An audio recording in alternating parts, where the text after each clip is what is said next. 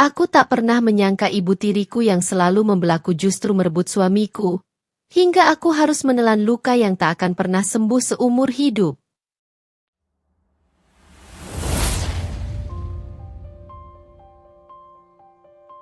Namaku Devi, seorang perempuan berusia 28 tahun yang percaya bahwa kebahagiaan rumah tangga bukan diukur dari seberapa besar rumah yang kita miliki, tetapi dari seberapa kuat cinta yang kita tanam setiap hari.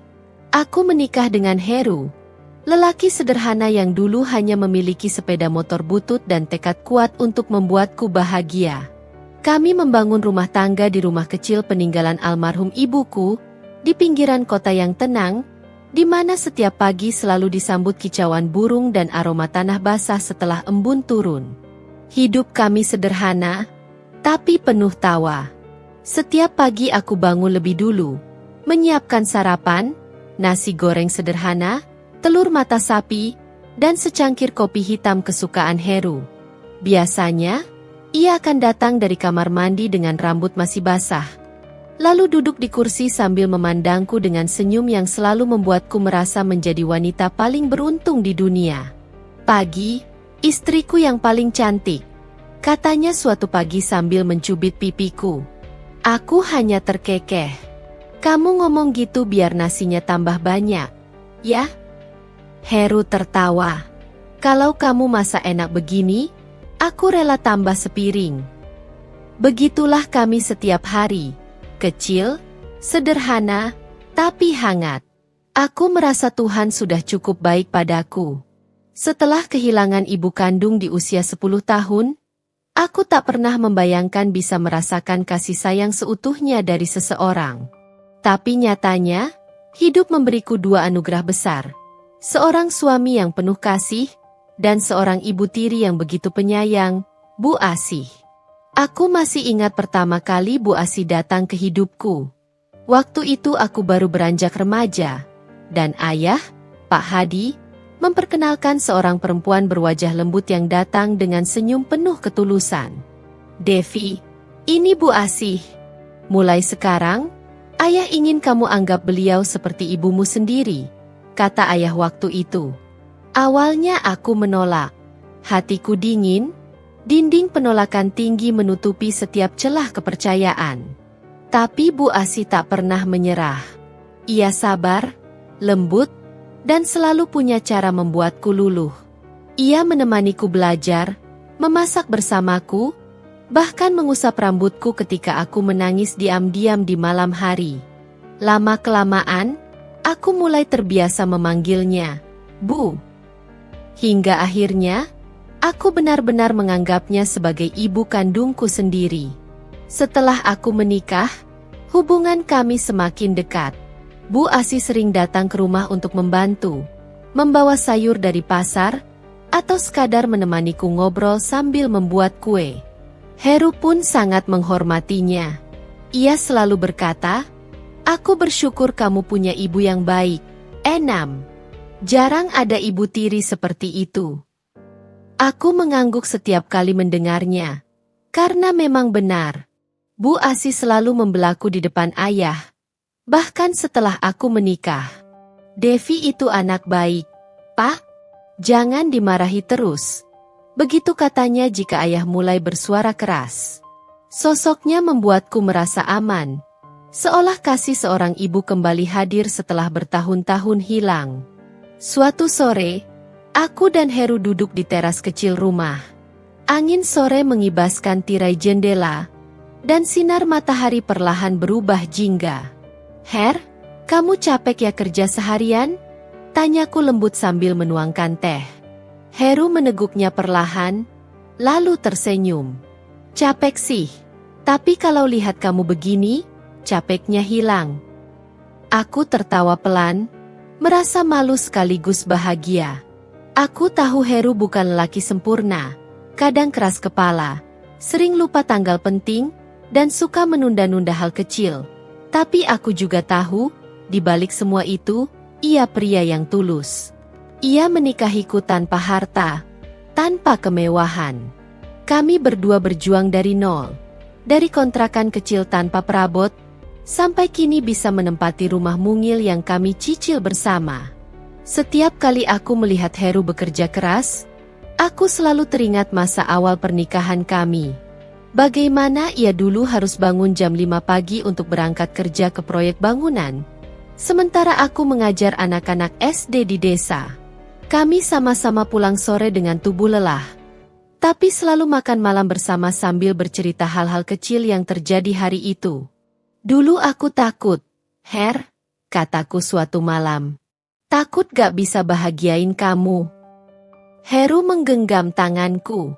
Kamu udah bahagia, kan? Enam? Aku tersenyum. Banget. Ya, saat itu aku memang bahagia.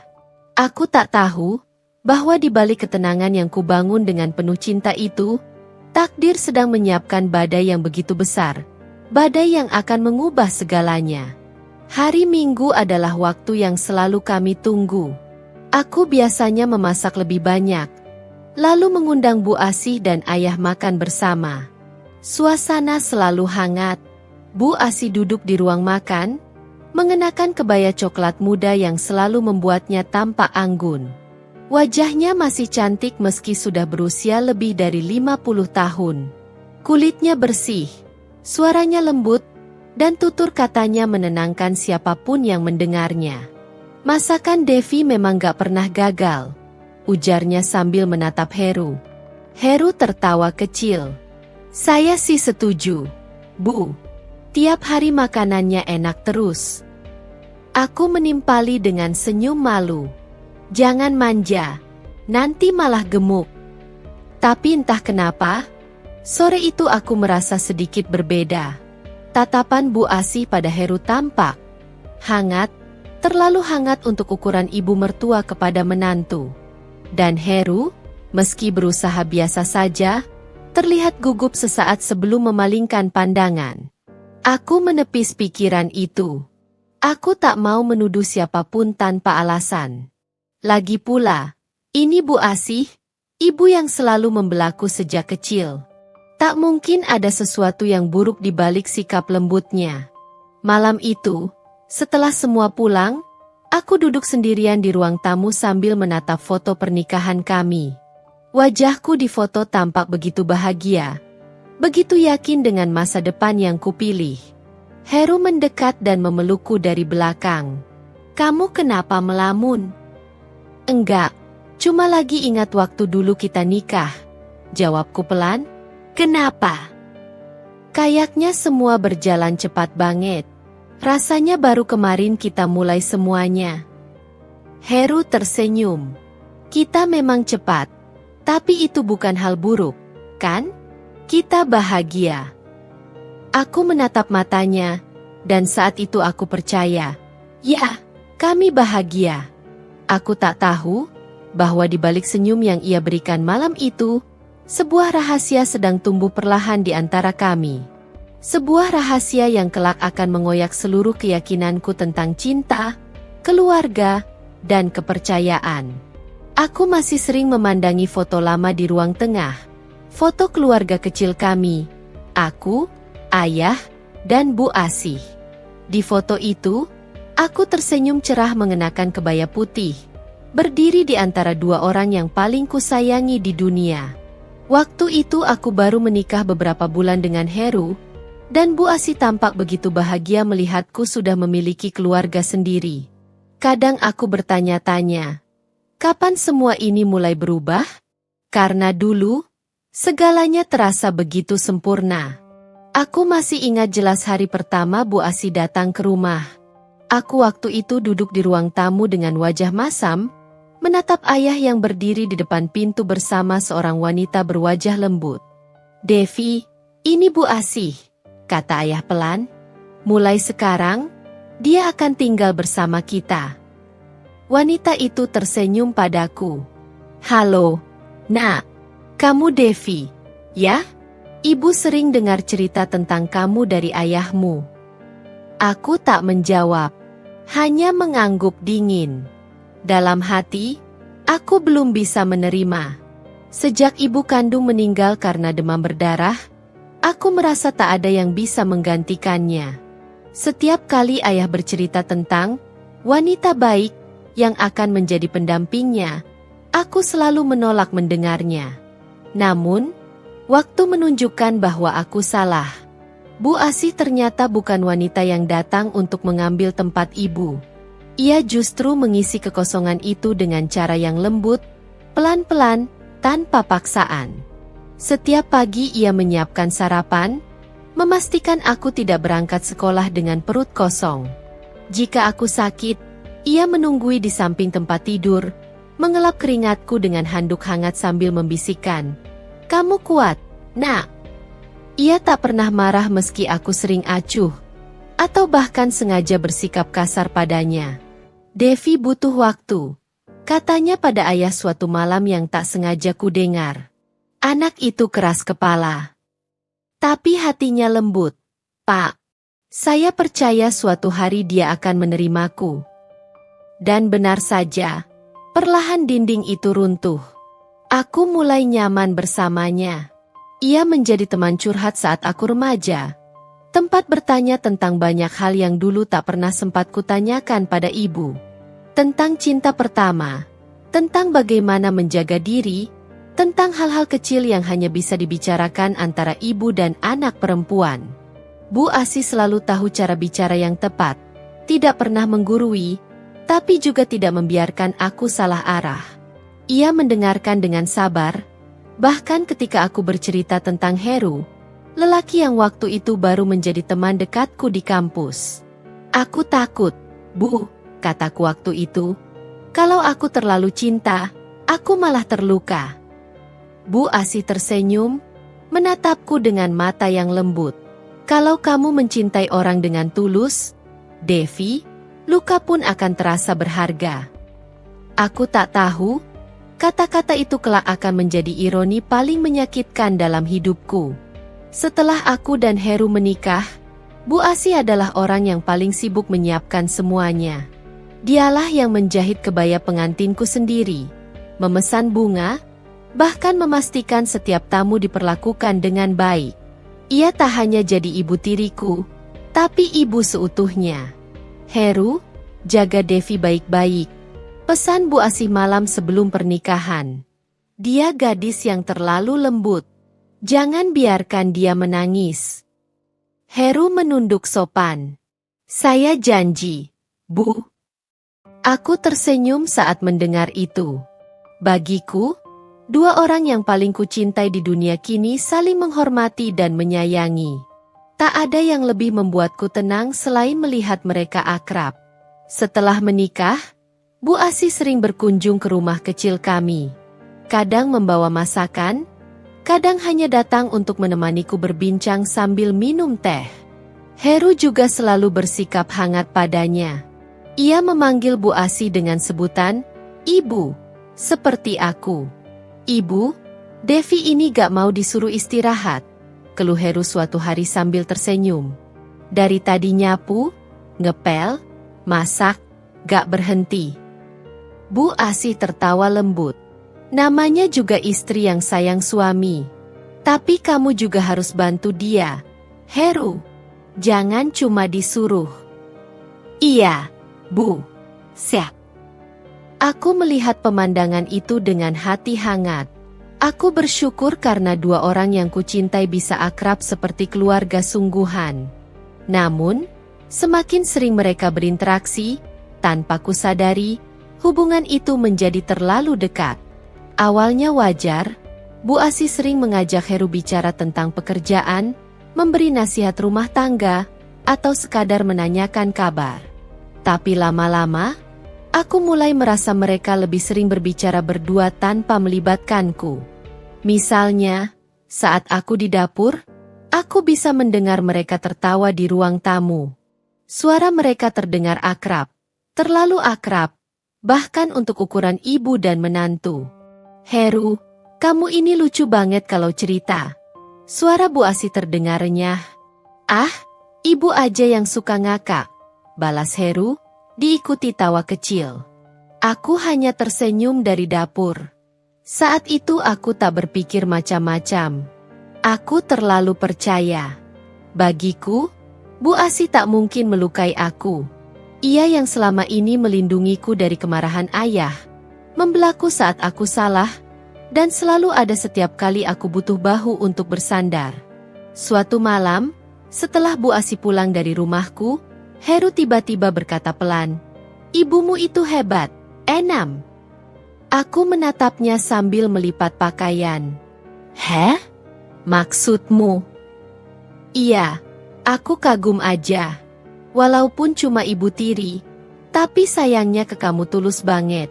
Aku bisa lihat dari cara dia ngomongin kamu." Aku tersenyum bangga. "Iya, Bu Asih memang beda. Aku beruntung banget punya dia." Heru mengangguk pelan. Kalau aku bisa punya ibu mertua sebaik itu, rasanya rezeki banget. Aku tak menaruh curiga apapun saat itu. Hanya rasa syukur. Tak pernah terpikir sedikit pun bahwa pujian sederhana itu adalah awal dari sesuatu yang perlahan menumbuhkan jarak di antara kami. Beberapa minggu kemudian, Bu Asih datang membawa banyak bahan makanan. "Devi, ibu mau masak buat kalian," katanya sambil menata sayur dan ayam di meja. Aku tersenyum senang. "Wah, enak nih. Ibu mau masak apa?" "Rendang sama sambal ijo," katanya Heru suka banget. "Ya." Aku terkejut. "Iya, Bu. Tapi kok ibu tahu?" Bu Asih tertawa kecil. "Waktu kamu sakit kemarin, Heru yang bilang ke ibu. Katanya, kalau udah sembuh, kamu dimasakin rendang. Jadi ibu inget." Aku menatap wajahnya yang lembut. Sekilas ada sesuatu di matanya. Entah kilau bangga, entah sekadar kehangatan, tapi aku tak berpikir jauh. Aku hanya merasa bahagia karena begitu diperhatikan. Hari itu, kami bertiga makan siang bersama. Heru berkali-kali memuji masakan Bu Asih. Bahkan sampai menambah 2 kali. "Wah, kalau tiap hari masakan begini, bisa gemuk aku, Bu," candanya. Bu Asih tertawa renyah. "Ya udah, nanti ibu masakin lagi. Tapi jangan sering-sering, nanti Devi cemburu." Heru ikut tertawa. Aku juga tersenyum. Walau entah kenapa ada sedikit rasa aneh di dadaku. Sore itu, ketika Bu Asih pulang, Heru mengantar sampai ke ujung gang. Aku melihat dari jendela. Hanya sebentar, tapi cukup untuk membuat hatiku tak tenang. Entah kenapa, tatapan Heru pada Bu Asih tampak lain. Ada sesuatu yang tak bisa kujelaskan. Tapi lagi-lagi, aku memilih menepisnya. Karena bagi seorang anak, mempercayai ibu sendiri, meski hanya ibu tiri, adalah hal yang paling alamiah di dunia.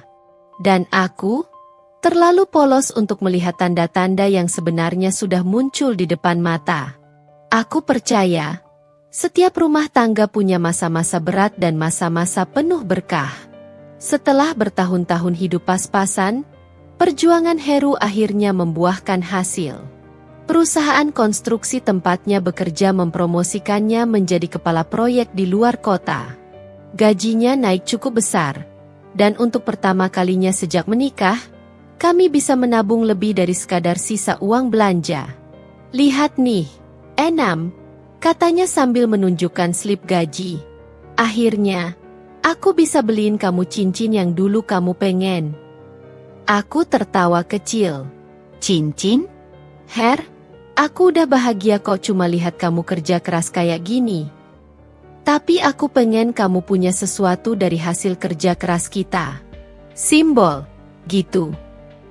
Aku tersenyum, menatapnya dengan mata berkaca. "Kita ya, bukan kamu. Karena aku juga berjuang, kan?" Heru mengangguk dan mencubit pipiku. Iya, kita." Hari-hari terasa ringan. Setiap akhir pekan kami pergi ke pasar bersama, menata rumah, dan mulai berbicara tentang rencana besar, merenovasi rumah kecil kami. Heru ingin menambah 1 kamar lagi di belakang. Biar nanti kalau kita punya anak, dia punya ruang sendiri. katanya penuh harap. Mendengar kata anak, dadaku bergetar haru. Sudah 2 tahun kami menikah dan belum juga dikaruniai buah hati. Aku kadang merasa bersalah, tapi Heru tak pernah menyalahkan. Belum waktunya, Enam, ujarnya selalu. Yang penting kita berdua bahagia dulu. Kabar kenaikan jabatan Heru membuat Bu Asih ikut senang. Ia datang membawa buah tangan, seperti biasa.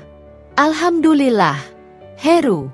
Ibu bangga banget sama kamu, ucapnya sambil menepuk bahunya lembut.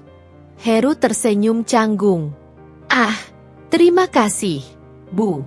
Ini semua juga berkat doa ibu sama Devi. Aku ikut tersenyum mendengarnya. Bu Asih tampak tulus, seperti biasa. Tapi sejak Heru mulai sukses, Bu Asih jadi lebih sering datang. Awalnya aku senang, tapi lama-lama terasa aneh, karena setiap kali ia datang, perhatiannya justru lebih banyak tertuju pada Heru. Heru, kerja di proyek tuh capek, ya?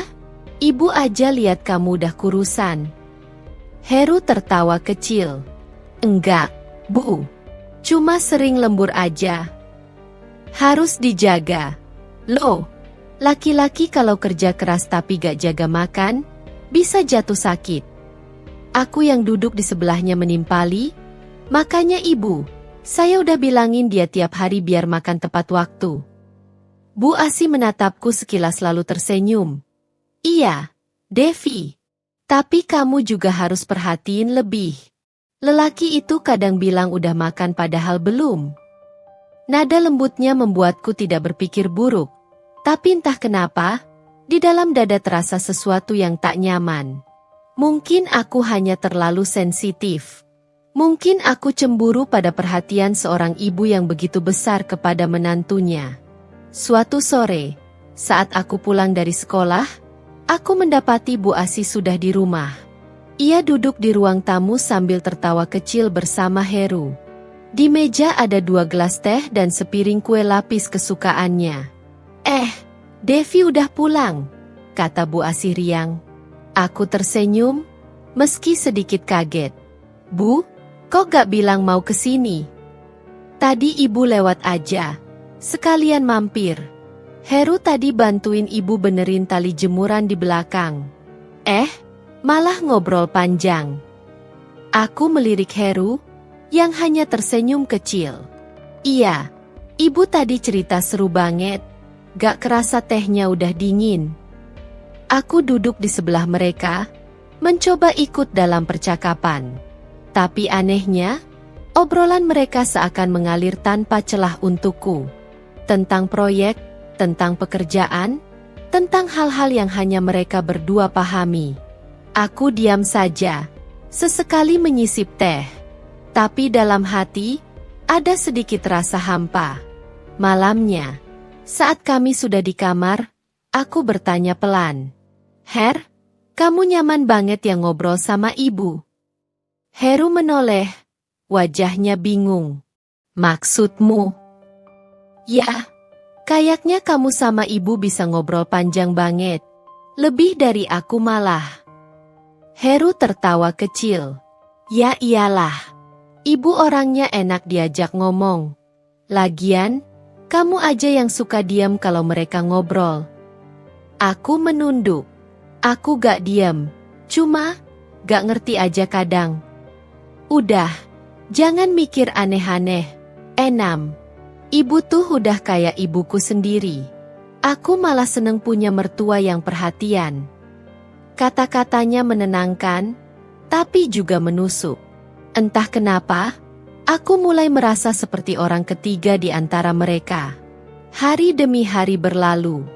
Renovasi rumah pun dimulai. Bu Asih ikut aktif memberi saran. Warna cat, letak kamar, bahkan desain dapur. Kalau dapurnya dibuka kayak gini, udara masuknya bagus. Katanya sambil berdiri di dekat Heru. Aku hanya mengangguk, berdiri beberapa langkah di belakang mereka. Heru tampak serius mendengarkan setiap saran Bu Asih. Kadang mereka berdebat kecil, lalu tertawa bersama. Sore itu, aku melihat mereka dari jauh. Bu Asih berdiri di bawah sinar matahari senja, mengenakan baju batik lembut, rambutnya tergerai sedikit dari sanggul. Heru berdiri di sampingnya, memegang kertas rancangan rumah. Mereka tampak seperti dua orang yang sedang menikmati kebersamaan, bukan sekadar ibu dan anak. Ada sesuatu yang bergetar dalam hatiku, tapi aku segera menepisnya. Jangan berpikir macam-macam, Devi, bisikku dalam hati. Itu ibu sendiri. Ibu yang selama ini membelamu. Namun sejak hari itu, aku mulai memperhatikan hal-hal kecil. Tatapan Heru pada Bu Asih yang terlalu lama. Cara Bu Asih memanggil nama Heru dengan nada yang sedikit lembut. Aku cuma pengen lihat hasilnya, katanya sambil berjalan ke dalam rumah. Heru sedang di kamar mandi, jadi hanya aku yang menyambut. Kami duduk di ruang tamu, membicarakan hal-hal kecil seperti biasa. Tapi kali ini, Bu Asih tampak sedikit berbeda. Ia memakai baju yang agak ketat, rambut disanggul rapi, dan aroma parfumnya lebih kuat dari biasanya. Aku berusaha tak berpikir negatif. Tapi saat Heru keluar dari kamar mandi dan melihatnya, matanya seolah membeku sejenak. Ada sesuatu dalam tatapan itu yang membuat jantungku berdegup tak karuan. Aku pura-pura tak melihat dan bagaimana Heru mulai sering menanyakan kabar Bu Asih. Lebih sering daripada menanyakan kabar ayahku. Suatu malam, aku mendapati Heru menatap layar ponsel dengan senyum kecil. Aku yang sedang membereskan lemari mendekat. Siapa, Her? Tanyaku pelan. Ini, Bu Asih. Tadi kirim foto rancangan dapur. Katanya bagus kalau dikasih tanaman di dekat jendela. Oh, aku berusaha tersenyum. Kalian sering chat ya sekarang? Heru menjawab cepat. Ya gak sering, cuma kalau bahas renovasi aja. Aku mengangguk, tapi dalam hati, aku tahu, frekuensi mereka mulai meningkat. Beberapa minggu kemudian, saat renovasi hampir selesai, Bu Asih datang lagi. Kali ini tanpa pemberitahuan. Aku cuma pengen lihat hasilnya, katanya sambil berjalan ke dalam rumah. Heru sedang di kamar mandi, jadi hanya aku yang menyambut. Kami duduk di ruang tamu, membicarakan hal-hal kecil seperti biasa. Tapi kali ini, Bu Asih tampak sedikit berbeda. Ia memakai baju yang agak ketat, rambut disanggul rapi, dan aroma parfumnya lebih kuat dari biasanya. Aku berusaha tak berpikir negatif. Tapi saat Heru keluar dari kamar mandi dan melihatnya, matanya seolah membeku sejenak. Ada sesuatu dalam tatapan itu yang membuat jantungku berdegup tak karuan. Aku pura-pura tak melihat. Tapi untuk pertama kalinya dalam hidupku, aku merasa rumahku sendiri tak lagi senyaman dulu. Hari-hari awal pernikahanku dengan Heru masih terasa seperti mimpi indah yang belum selesai. Kami menempati rumah kecil di pinggiran kota, rumah sederhana hasil jerih payah bersama sejak awal menikah. Heru bekerja di perusahaan konstruksi, sementara aku membuka usaha kecil menjahit di rumah. Setiap pagi, aku bangun lebih awal untuk menyiapkan sarapan. Dulu, Heru selalu memelukku dari belakang saat aku sibuk di dapur. Istriku yang rajin, katanya sambil mencium puncak kepalaku. Aku tertawa kecil, menggodanya agar tak membuatku salah menakar garam. Tapi kini, momen-momen sederhana itu mulai jarang terjadi. Heru mulai berangkat lebih pagi, pulang lebih malam. Alasan klasiknya, pekerjaan di kantor menumpuk. Aku mencoba percaya. Aku ingin tetap menjadi istri yang memahami, bukan istri yang mengekang. Tapi jauh di dalam hati, ada sesuatu yang terasa ganjil. Bukan karena aku curiga, tapi karena aku bisa merasakan jarak yang mulai tumbuh di antara kami. Suatu sore, saat aku sedang menyetrika pakaian Heru, Bu Asih datang berkunjung. Aku selalu merasa lega kalau beliau datang. karena kehadirannya membawa ketenangan yang dulu kurindukan sejak kehilangan ibu kandungku. Devi, kamu kelihatan capek, nak. Jangan terlalu memaksakan diri. Istri itu nggak harus sempurna, yang penting hatinya tulus, katanya lembut, sambil membantuku melipat pakaian. Aku tersenyum kecil. Iya, Bu. Saya cuma ingin Heru nyaman di rumah. Belakangan dia sering lembur. Saya takut dia kelelahan. Bu Asi menatapku lama. Matanya seolah menyelidik namun tetap dengan senyum penuh kasih. Heru itu laki-laki yang baik.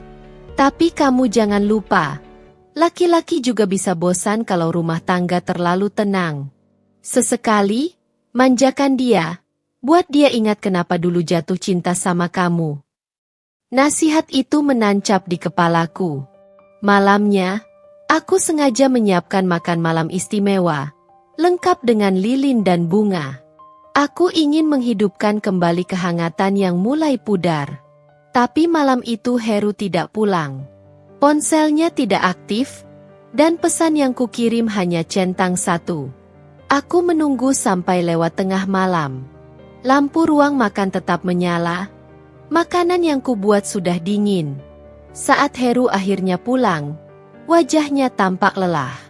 Maaf, Enam. Ada rapat mendadak, katanya singkat sambil menaruh tas di sofa.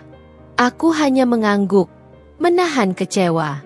Tapi Bu Asi yang kebetulan menginap malam itu keluar dari kamarnya, menghampiri Heru dengan senyum hangat.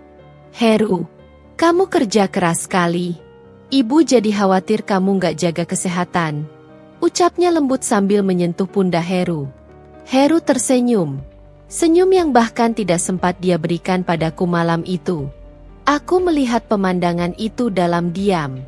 Aku tidak pernah merasa iri pada kasih sayang antara mereka. Bu Asi sudah seperti ibu baginya juga, karena beliau yang banyak menasihatiku selama ini. Tapi entah kenapa, malam itu ada sesuatu yang terasa aneh. Caranya menatap Heru, caranya bicara dengan nada lembut. Semuanya terasa terlalu dekat, terlalu pribadi. Beberapa hari kemudian, Heru tampak semakin sering sibuk. Namun anehnya, Bu Asi juga mulai sering datang tanpa memberi kabar. Kadang siang hari, kadang sore. Alasannya selalu sama, ingin menemaniku. Tapi aku sadar, beliau lebih banyak menghabiskan waktu berbincang dengan Heru di ruang tamu dibanding denganku. Suatu sore, aku mendengar tawa mereka dari ruang depan. Tawa yang ringan, hangat, seperti dua orang yang sudah lama saling mengenal tanpa batas. Aku berdiri di balik pintu dapur, mendengarkan tanpa berniat mengintip. Aduh, Bu Asi ini bisa aja. Kalau ibu masih muda, Heru bisa jatuh cinta.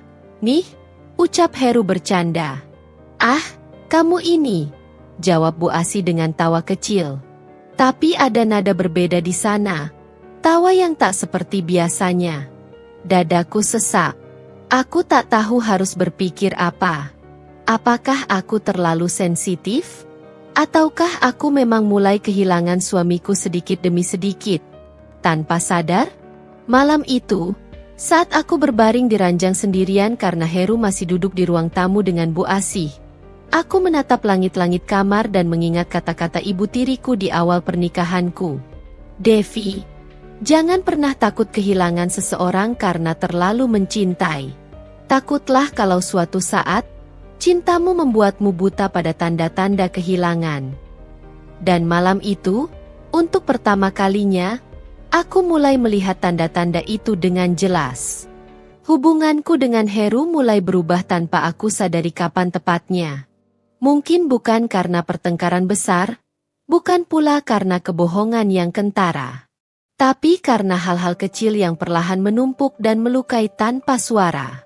Aku masih mengingat masa-masa ketika Heru selalu pulang dengan senyum, menanyakan bagaimana hasil jahitanku hari itu, atau memelukku hanya karena kangen. Sekarang, semua itu hilang. Dia pulang dengan wajah letih, tapi bukan letih yang biasa. Letih yang terasa jauh. Seperti ada dinding tak kasat mata di antara kami. Pagi itu, aku menyiapkan sarapan seperti biasa. Nasi goreng kesukaannya, lengkap dengan telur mata sapi dan sambal terasi. Tapi Heru hanya menatap piringnya sebentar. Aku nggak sempat makan. Enam, ada rapat pagi. Katanya buru-buru sambil menenteng tas kerja. Rapat lagi? Bukannya tadi malam juga lembur? Tanyaku pelan, mencoba menahan nada kecewa.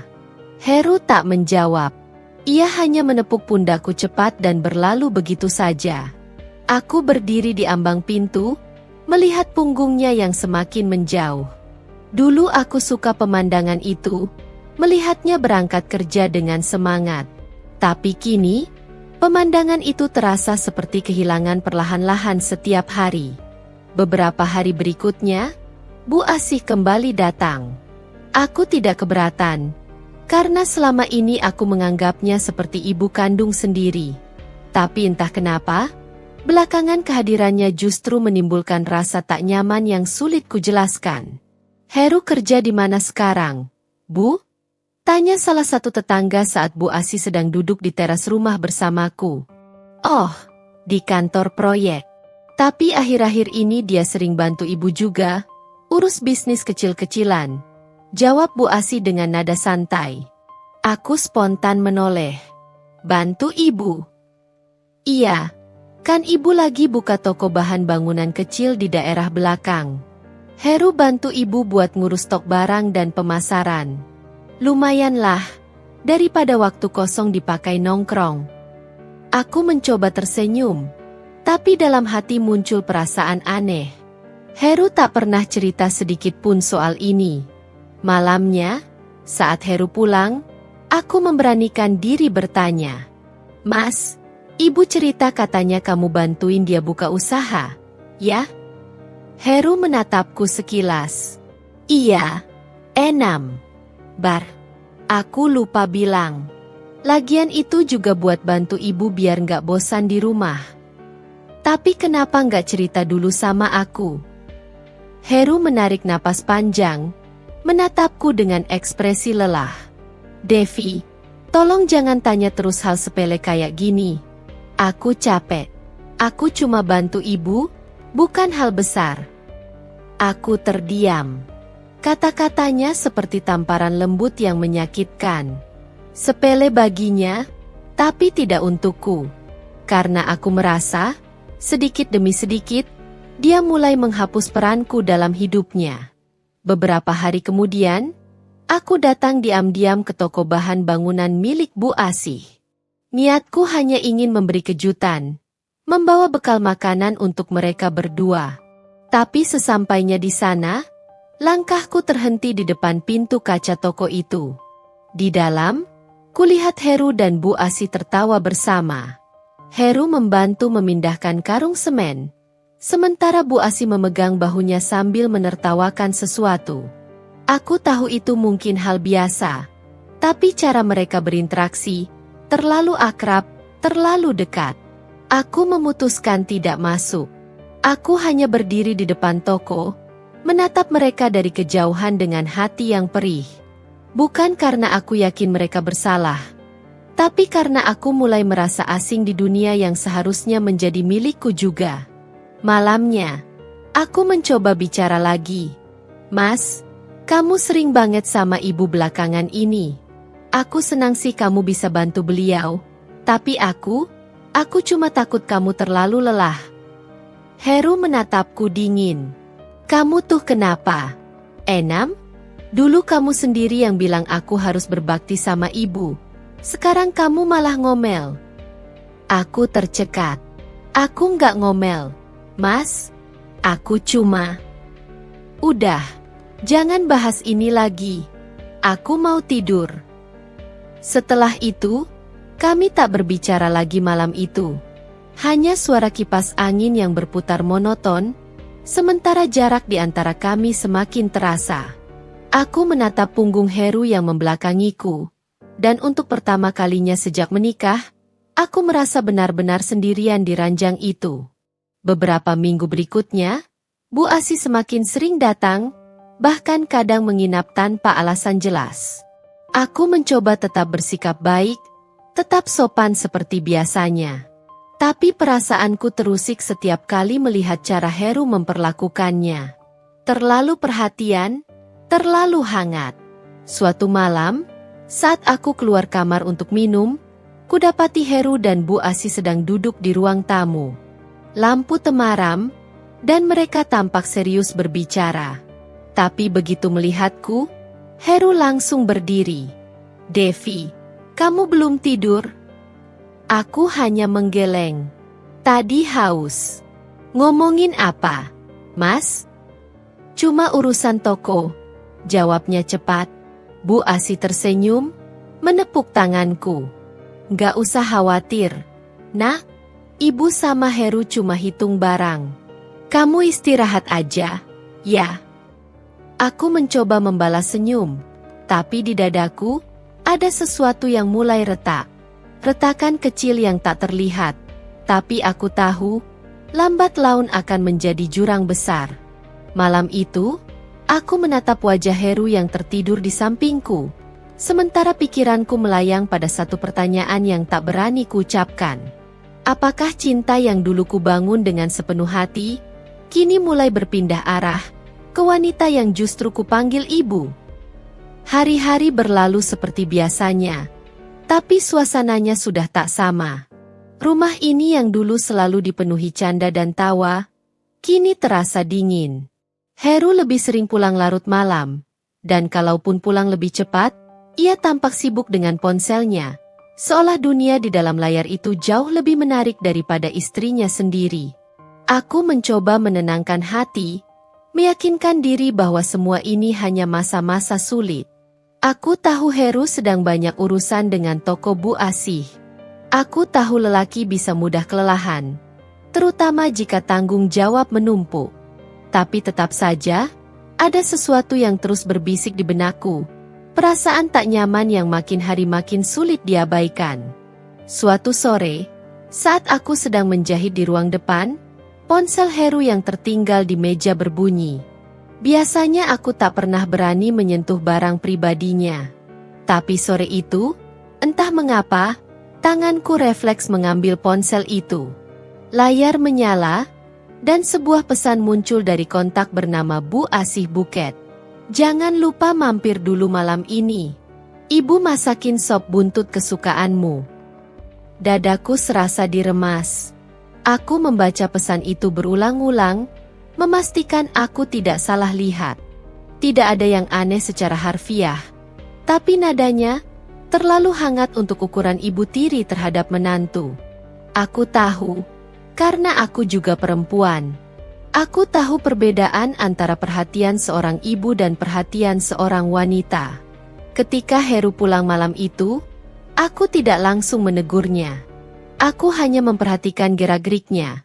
Bagaimana ia menaruh tas dengan tergesa, mengganti baju, dan mencium keningku sekilas tanpa benar-benar menatapku. Aku ingin marah, tapi aku takut.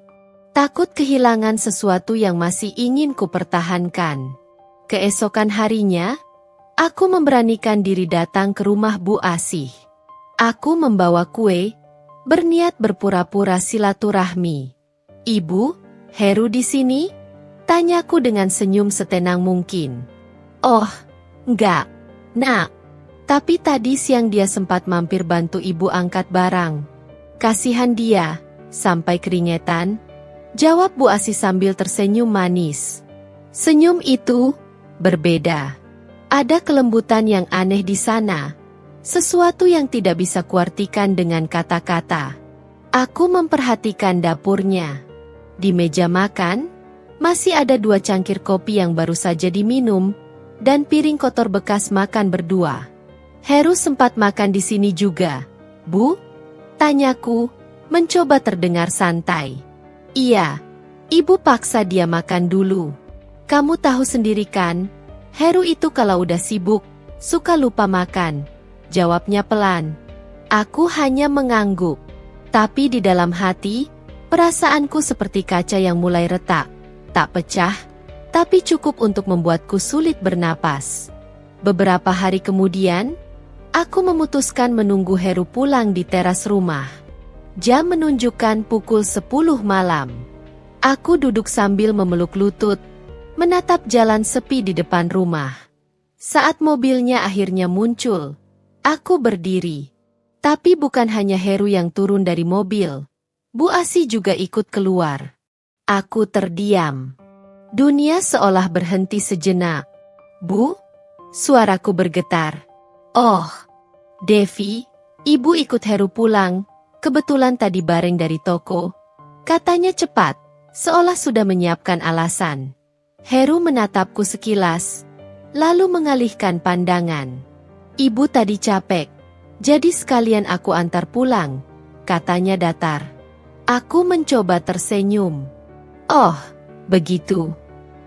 Tapi hatiku menolak tenang. Karena ketika mereka bicara, mataku menangkap sesuatu. Tangan Heru yang sempat menahan siku Bu Asi agar tidak tersandung di tangga. Gerakannya begitu alami, begitu lembut. Seperti seorang pria yang menjaga kekasihnya, bukan ibu tirinya. Malam itu aku tidak bisa tidur.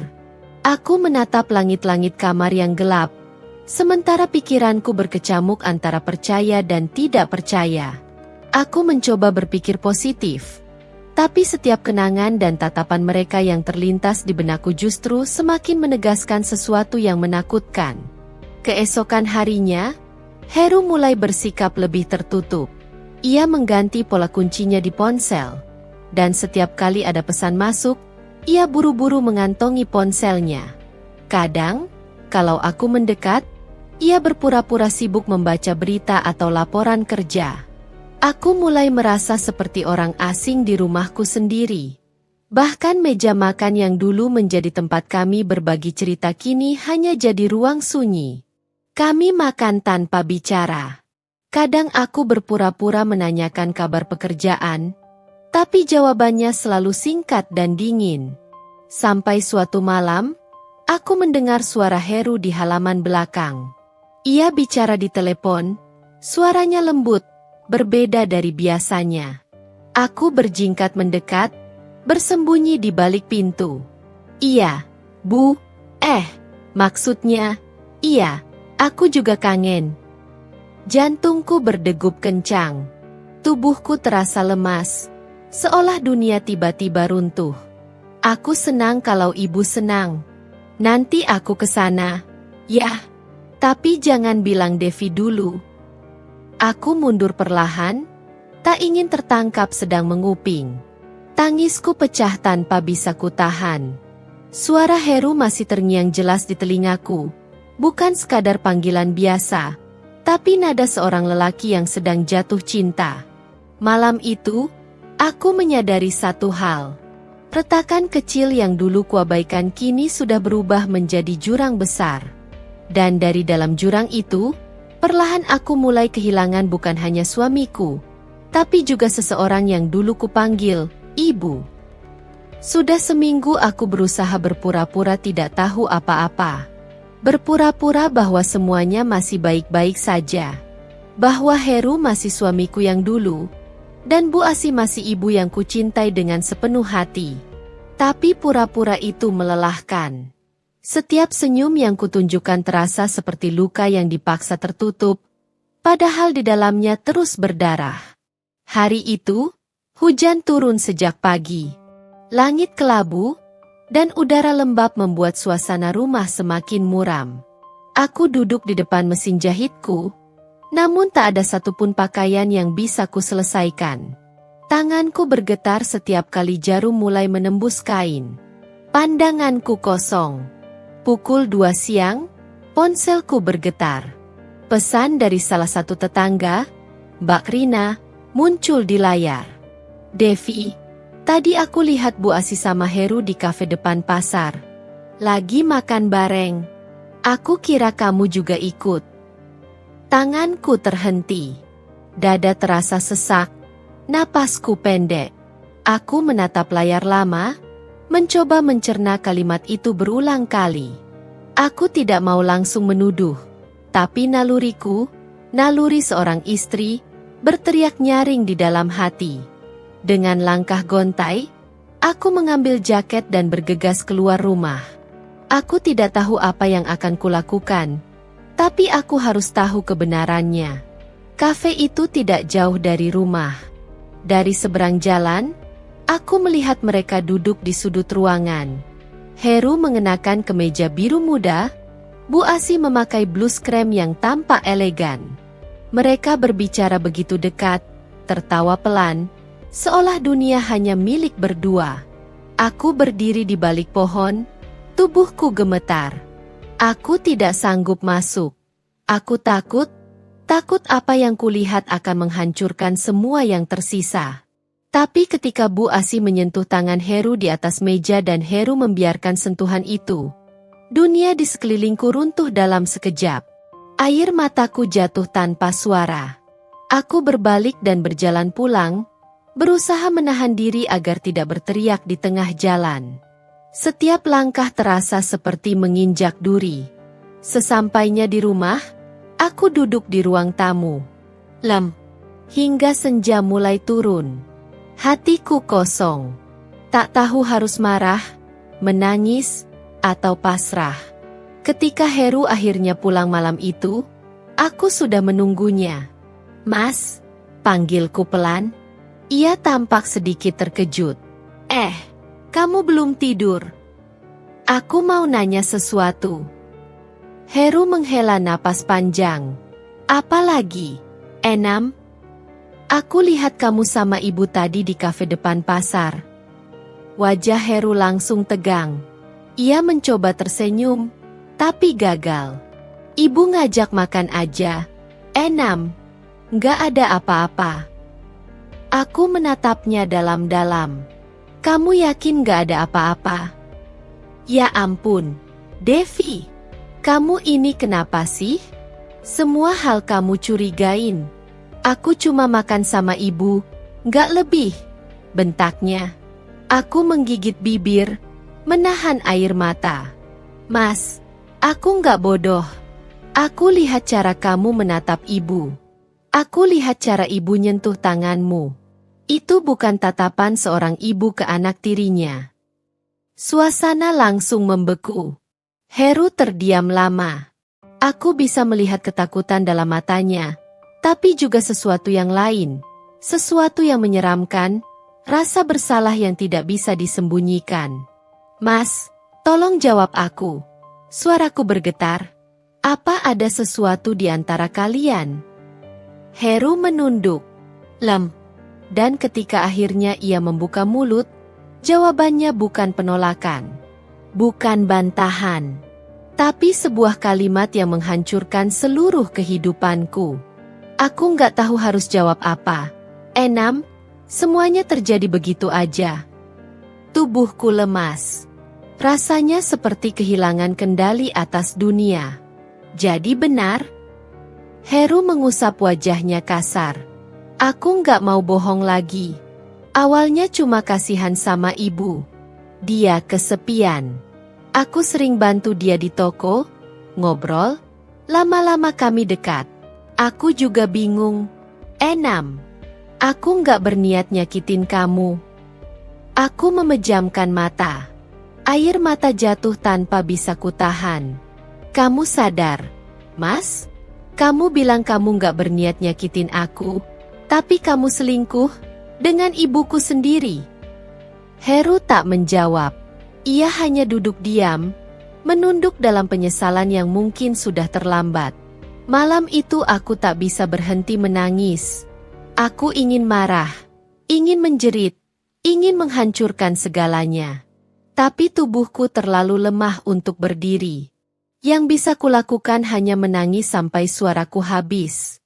Keesokan paginya, aku memberanikan diri menemui Bu Asih. Ia tampak kaget melihatku datang. "Devi, ada apa, Nak?" Tanyanya dengan senyum yang tidak lagi kulihat sebagai senyum seorang ibu. "Aku tahu semuanya, Bu," ucapku pelan tapi pasti. "Aku tahu hubungan ibu dengan Heru." Wajah Bu Asih langsung pucat. Senyumnya hilang. Ia menunduk, tapi tidak berkata apa-apa. "Kenapa, Bu?" Kenapa harus Heru? Kenapa orang yang selalu aku hormati, yang selalu aku banggakan, justru tega menghancurkan aku seperti ini? Air mata mulai menetes dari matanya. Devi, ibu minta maaf. Ibu nggak pernah niat buat semua ini terjadi. Heru baik sama ibu. Perhatian, ibu merasa diperhatikan lagi setelah lama hidup sendiri. Ibu hilaf. Aku menatapnya lama. Hilaf. Bu, itu kata paling mudah buat menutupi dosa sebesar ini. Aku berdiri. Tubuhku bergetar hebat. Mulai hari ini, jangan pernah lagi datang ke rumahku, Bu. Dan tolong, jauhkan diri dari suamiku. Aku nggak tahu bagaimana caranya memaafkan, tapi aku tahu, aku nggak akan bisa melupakan. Aku berbalik dan pergi, meninggalkan rumah itu dengan hati yang hancur. Hujan kembali turun sore itu, seolah langit pun ikut menangisi kebodohanku. Dan untuk pertama kalinya, aku sadar, bukan hanya cinta yang bisa berkhianat, tapi juga kasih yang selama ini kuanggap paling suci. Sejak malam itu, aku tak lagi bisa tidur nyenyak. Pikiranku terus berputar pada potongan-potongan aneh yang selama ini kuabaikan, cara Bu Asi menatap Heru, cara Heru memuji masakannya dengan senyum yang jarang sekali ia berikan padaku, dan cara mereka berdua kadang tertawa kecil di dapur saat aku sedang menjemur pakaian di halaman belakang. Aku mencoba menepis semuanya. Aku mencoba berpikir bahwa mungkin aku hanya terlalu curiga, terlalu lelah, terlalu tertekan dengan perubahan-perubahan kecil yang tak bisa kujelaskan. Tapi semakin aku mencoba menenangkan diri, semakin hatiku terasa gelisah. Pagi itu, saat aku hendak berangkat kerja, Bu Asi menatapku dengan wajah teduh. Devi, jangan lupa makan, Nak. Kamu itu gampang sakit kalau telat makan, katanya lembut sambil menyiapkan bekalku. Aku tersenyum kecil. Iya, Bu. Terima kasih ya. Ia membalas dengan senyum hangat. Tapi entah kenapa, ada sesuatu di balik matanya yang membuatku tidak nyaman. Sesampainya di tempat kerja, aku tak bisa fokus. Tatapan Bu Asi tadi terus menghantui pikiranku. Tatapan yang dulu terasa penuh kasih, kini terasa mengandung sesuatu yang tak bisa kujelaskan. Mungkin rasa bersalah, atau mungkin justru rasa menang. Malamnya, aku pulang lebih cepat dari biasanya. Kantor sedang tidak terlalu sibuk. Jadi aku memutuskan untuk memberi kejutan pada Heru. Aku membeli bahan makanan kesukaannya, sop buntut dan sambal kesenangannya. Aku ingin membuat malam itu menjadi hangat, seperti dulu. Namun, ketika aku membuka pintu rumah, langkahku terhenti di depan ruang tamu. Sepatu Heru sudah di sana. Tapi bukan itu yang membuatku membeku. Aku mendengar suara tawa lembut, suara Bu Asi. Dan di antara tawa itu, suara Heru yang terdengar rendah dan akrab. Aku berjalan pelan, jantungku berdentum kencang. Dari celah pintu yang sedikit terbuka, kulihat pemandangan yang tak pernah ingin kulihat seumur hidupku. Bu Asi duduk di sofa, mengenakan daster bunga yang biasa ia pakai di rumah, dan Heru duduk di sampingnya. Mereka terlalu dekat, terlalu akrab. Heru menatapnya sambil mengusap rambutnya yang mulai beruban. Aku merasa seolah dunia berhenti berputar. Seketika, semua kenangan, semua kebaikan Bu Asi, semua pengorbananku, semua kesetiaan yang kujaga dengan segenap hati, hancur berantakan di depan mataku. Aku mundur pelan, menahan napas agar tak terdengar. Tanganku gemetar hebat, lututku lemas. Aku berlari keluar, tak tahu harus kemana. Hujan turun deras malam itu, dan aku hanya bisa berdiri di bawah rindangnya pohon mangga depan rumah, menatap cahaya dari ruang tamu yang masih terang. Dua orang yang seharusnya menjadi bagian dari hidupku justru menusukku dari belakang. Beberapa jam kemudian, Heru menyadari aku belum pulang. Ia menelpon, tapi aku tak menjawab. Ponselku basah oleh air hujan dan air mataku sendiri. Saat aku akhirnya kembali ke rumah menjelang tengah malam, Bu Asih sudah di kamarnya, dan Heru menungguku di ruang tamu. "Kenapa nggak kasih kabar, Devi? Aku khawatir," katanya, mencoba memelukku. Aku menepis tangannya. "Khawatir? Heru, kau masih bisa bilang khawatir setelah yang kulihat tadi?" Wajahnya langsung tegang. "Kamu lihat apa?" "Aku lihat kau duduk di samping Bu Asih, mengusap rambutnya, tertawa-tawa dengan cara yang bukan seperti menantu dan ibu mertua." Heru diam. Wajahnya pucat. Jawab aku, "Heru, apa aku salah lihat?" Ia membuka mulutnya, tapi tak ada kata yang keluar. Hanya tatapan bersalah yang membuatku semakin hancur. "Jadi benar?" Suara yang keluar dari tenggorokanku bukan lagi suara seorang istri yang marah, tapi seorang wanita yang hatinya remuk redam. Heru akhirnya berkata lirih, "Devi, tolong dengarkan dulu. Aku dan ibu." "Jangan panggil dia, ibu, di depan aku," potongku, suaraku pecah. "Dia perempuan yang kuanggap ibu. Ibu yang membelaku. Ibu yang menggantikan peran mama. Dan kau?" Aku menatapnya dengan mata penuh air mata. "Kau suamiku. Kenapa justru kalian berdua yang menghancurkan aku?" Heru tak menjawab. Ia hanya menunduk, seolah mencari kata-kata yang tak akan pernah cukup untuk menebus dosanya. Aku berlari menuju kamar, mengunci diri di dalam. Malam itu, aku menangis sampai suaraku habis. Keesokan paginya, Bu Asih mencoba mengetuk pintu kamarku. "Devi, nak, ibu mau bicara." Aku diam. "Semua ini nggak seperti yang kamu pikir. Tolong kasih kesempatan ibu jelaskan." Aku menggigit bibir, menahan tangis. Penjelasan apa lagi yang bisa membuat aku percaya? "Bu, aku lihat sendiri. Aku dengar sendiri." Tak ada jawaban setelah itu. Hanya keheningan yang terasa menyayat. Hari itu menjadi awal dari jurang yang semakin lebar di rumah ini.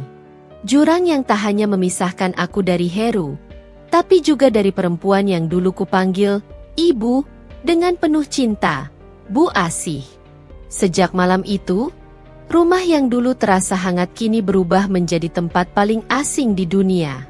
Tak ada lagi canda, tak ada lagi tawa.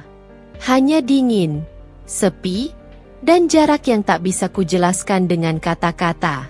Aku berusaha menjalani hari seperti biasa, tapi setiap kali aku menatap wajah Heru, yang kulihat hanya pengkhianatan. Dan setiap kali aku mendengar langkah Bu Asih di dapur, hatiku terasa diremas.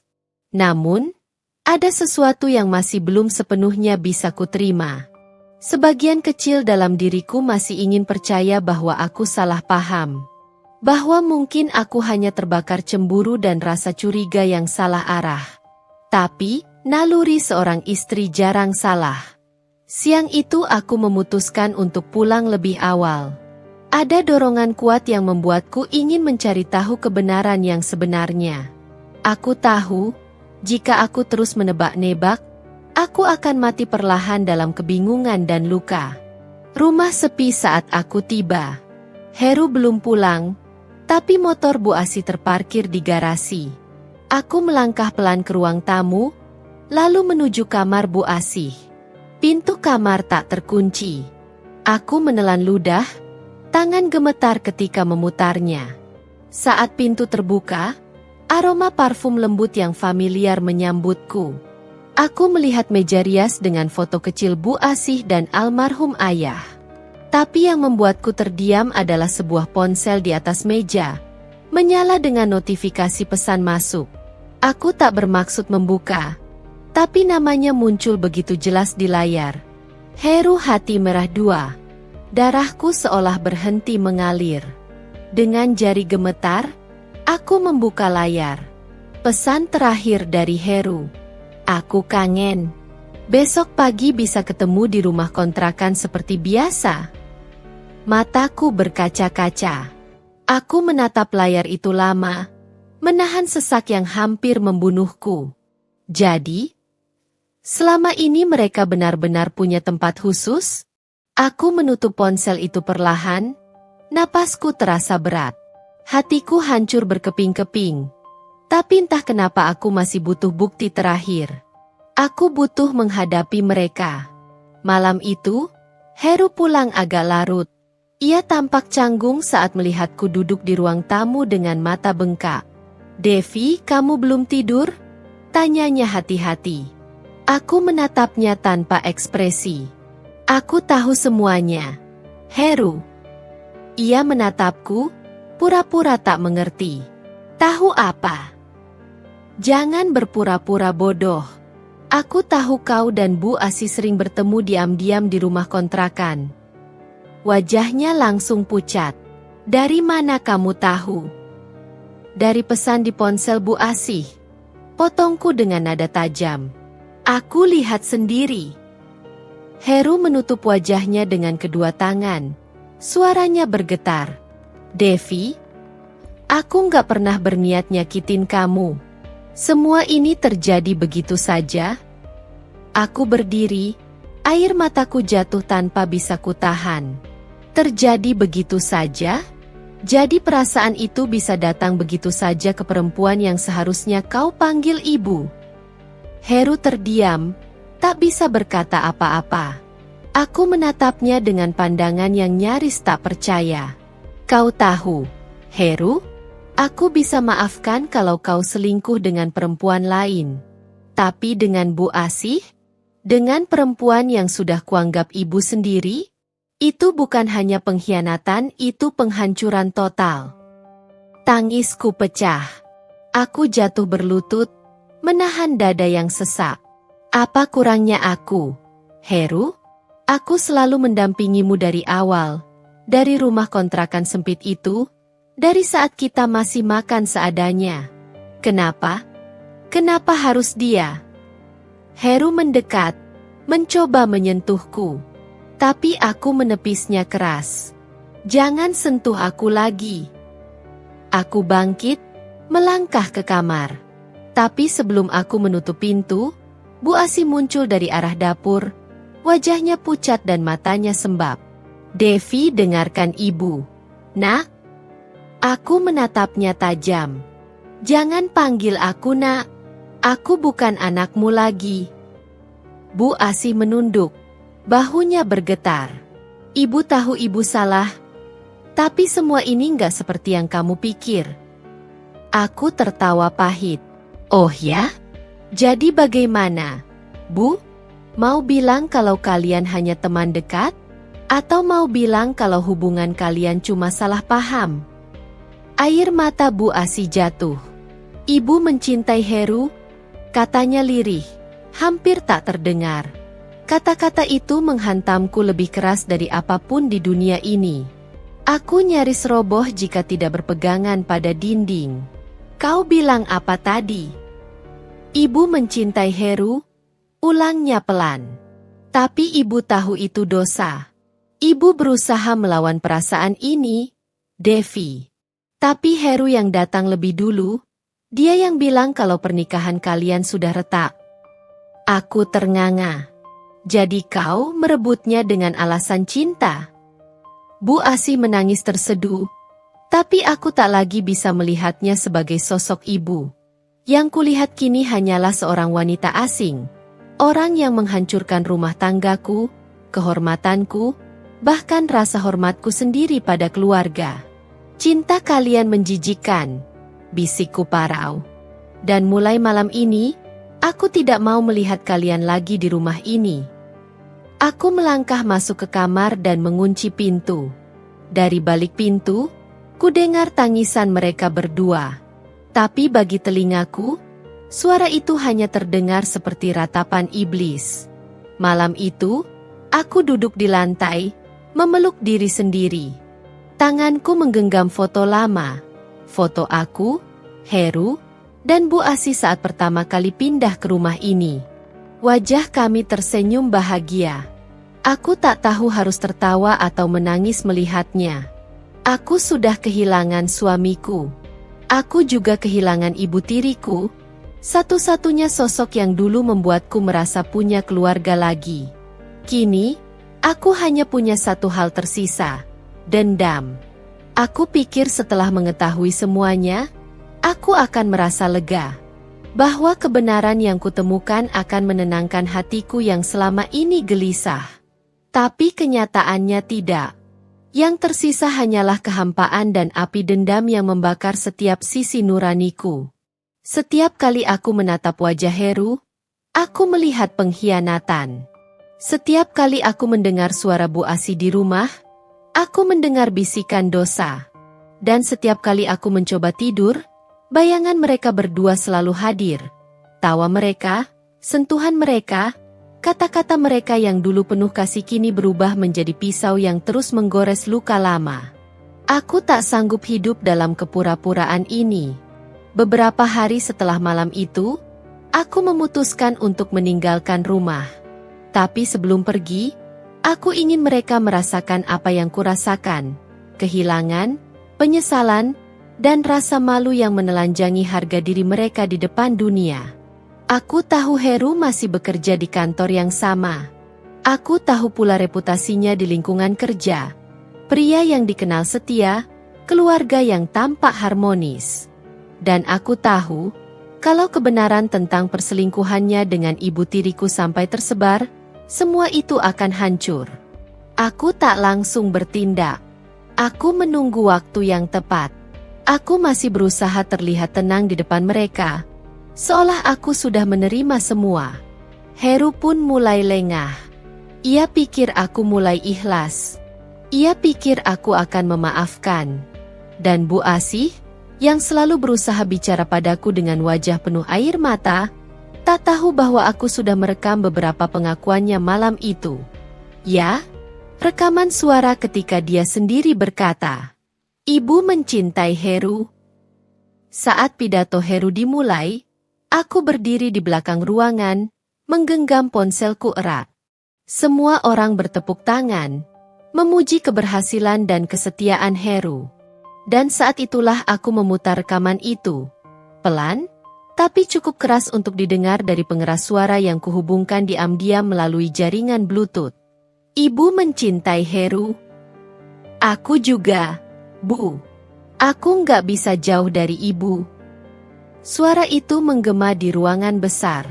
Seketika, semua mata memandang ke arah Heru. Wajahnya langsung pucat pasi. Mikrofon di tangannya jatuh. Suara bergumam dan bisik-bisik mulai terdengar. "Heru, itu suaramu, kan?" tanya salah satu rekan kerjanya, terkejut. "Astaga, itu suara ibunya." Heru mencoba menjelaskan, tapi semua orang sudah tahu. Tak ada penjelasan yang bisa menutup aib sebesar itu. Bu Asih menunduk dalam-dalam, wajahnya memucat. Ia mencoba keluar dari ruangan, tapi langkahnya gemetar. Sementara aku hanya berdiri di sana, menatap mereka berdua dengan pandangan kosong, tanpa senyum, tanpa tangis. Aku sudah tak punya air mata lagi. Yang tersisa hanya kepuasan dingin yang membeku di dadaku. Setelah kejadian itu, dunia mereka runtuh. Heru dipecat. Nama baiknya hancur. Bu Asih tak lagi berani keluar rumah, menjadi bahan gunjingan tetangga dan keluarga besar. Sementara aku pergi. Aku meninggalkan rumah itu tanpa menoleh ke belakang. Tapi entah kenapa, saat aku berjalan menjauh, dada ini terasa semakin berat. Bukan karena menyesal telah membalas, tapi karena aku sadar, aku tak benar-benar menang. Di setiap langkahku, yang terasa hanya kehampaan. Beberapa minggu kemudian, aku mendapat kabar. Bu Asih jatuh sakit. Ia dikabarkan tak mau makan, tak mau bicara. Sementara Heru mencoba merawatnya. Meski hidup mereka sudah berantakan. Aku tak tahu kenapa, tapi malam itu aku tak bisa tidur. Ada sesuatu yang mengganggu pikiranku. Aku membenci mereka. Tapi bayangan Bu Asih yang terbaring lemah di ranjang sakit membuat hatiku tergores aneh. Aku menatap langit-langit kamar kos sederhana yang kini kutinggali. Hidupku kini jauh dari kemewahan dulu. Tapi setidaknya aku bebas. Namun kebebasan ini terasa dingin, kosong, dan sunyi. Pagi harinya, seseorang mengetuk pintu kosku. Saat kubuka, ternyata adik tiriku, Rani, anak kandung Bu Asih, berdiri di sana dengan mata bengkak. Devi, ibu sakit parah. Dokter bilang mungkin waktunya nggak lama lagi. Katanya terbata. Aku terdiam. Kenapa kau datang padaku? Aku nggak ada hubungannya lagi dengan dia. Rani menggenggam tanganku. Tapi ibu terus nyebut nama kamu. Dia nyesel. Kak, dia pengin ketemu kamu sekali aja sebelum? Suaranya tercekat. Aku terdiam lama. Ada perang batin di dalam diriku. Antara amarah yang belum padam dan sisa kasih seorang anak pada sosok yang pernah ia panggil, ibu. Pagi itu, udara terasa berbeda. Langit berwarna abu pucat, seperti menahan hujan yang tak jadi turun. Aku duduk lama di depan jendela kosan, menatap jauh tanpa benar-benar melihat apapun. Kata-kata Rani semalam masih terngiang di kepalaku. Ibu pengin ketemu kamu, Kak, sebelum semuanya terlambat. Aku tak tahu apa yang harus kulakukan. Bagian dari diriku ingin menolak, ingin membiarkan Bu Asih menanggung akibat dari perbuatannya. Tapi di sisi lain, ada suara kecil di dalam hati yang terus berbisik. Kau tahu dia pernah mencintaimu, Devi. Pernah menyayangimu seperti anaknya sendiri. Aku menutup mata, dan air mata yang kupikir sudah habis, kembali mengalir. Mungkin dendamku sudah cukup. Mungkin kini saatnya aku pulang. Bukan untuk memaafkan, tapi untuk menenangkan hati yang sudah terlalu lelah. Sore itu aku datang ke rumah sakit. Ruang perawatan itu sunyi. Hanya terdengar suara alat detak jantung yang berdetak pelan. Ritmenya tak teratur. Di atas ranjang, Bu Asih terbaring lemah. Tubuhnya kurus, wajahnya pucat, rambutnya sudah banyak memutih. Di sampingnya duduk Heru, menunduk dengan mata sembab. Saat aku masuk, Heru menatapku lama, pandangan penuh rasa bersalah yang dalam. Ia hendak berdiri, tapi aku mengangkat tangan. Jangan. Aku datang bukan untukmu, kataku pelan. Aku melangkah mendekat ke sisi ranjang. Bu Asih membuka matanya perlahan. Dan saat pandangannya bertemu denganku, air matanya langsung mengalir. Aku menggenggam ujung ranjang, menahan emosi yang bergolak di dada. Aku nggak tahu harus bilang apa. Bu, ucapku akhirnya. Terlalu banyak yang sudah rusak di antara kita. Ia mencoba meraih tanganku, tapi tenaganya terlalu lemah. Maafkan ibu. Nak, katanya, suaranya serak. Ibu tahu ibu berdosa. Ibu nggak pantas dipanggil ibu lagi. Tapi setiap malam, ibu cuma kepikiran kamu. Kamu anak yang paling ibu sayang dan ibu malah menghancurkan kamu. Aku tak sanggup menatapnya lama. Air mataku jatuh begitu saja. Selama ini aku menunggu kata-kata itu. Bukan untuk memaafkan, tapi untuk mengakhiri pertarungan di dalam diriku. Aku menggenggam tangannya perlahan. Bu, aku nggak tahu bisa benar-benar maafin atau enggak. Tapi aku datang karena aku nggak mau membawa kebencian ini selamanya. Tangannya bergetar di genggamanku. Terima kasih, Devi, terima kasih sudah datang. Beberapa detik kemudian, napasnya tersendat pelan. Matanya terpejam. Dan detak jantung di monitor berhenti. Aku menatapnya lama. Dunia terasa sunyi. Aku tidak menangis, tapi ada rasa hangat aneh di dada. Seolah sebagian luka yang selama ini membusuk, akhirnya menemukan jalan untuk sembuh, walau perlahan. Pemakaman Bu Asih berlangsung sederhana. Hanya keluarga kecil yang hadir. Heru berdiri di sampingku, diam, tak berani berkata apa-apa. Setelah upacara selesai, aku berbalik hendak pergi, tapi Heru menahan langkahku. Devi, aku tahu gak ada maaf yang cukup buat aku. Tapi tolong, dengarkan ini satu kali saja, katanya pelan. Aku menatapnya tanpa ekspresi. Aku mencintaimu, Devi.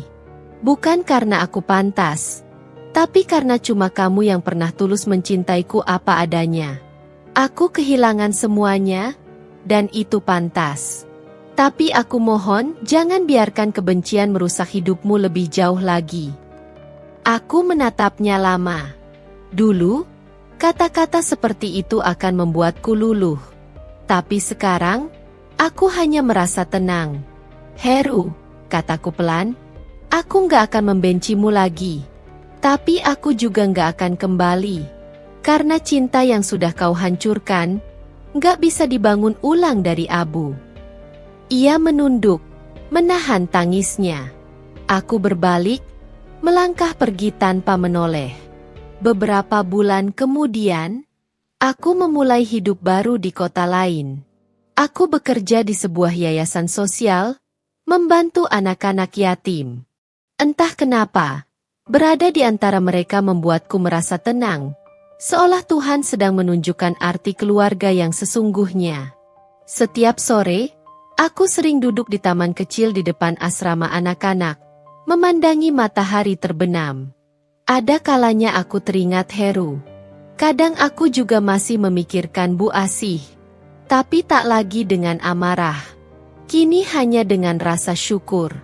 Mereka memang menghancurkan hidupku. Tapi dari kehancuran itulah aku belajar membangun kembali diriku. Bukan sebagai istri yang dikhianati, atau anak yang ditikam dari belakang, tapi sebagai Devi yang kuat, dewasa, dan akhirnya bebas. Aku menatap langit sore itu, tersenyum kecil, dan berbisik pelan pada diri sendiri. Luka ini mungkin tak akan pernah hilang sepenuhnya, tapi kini aku tahu, luka juga bisa menjadi jalan pulang, menuju diriku yang sesungguhnya.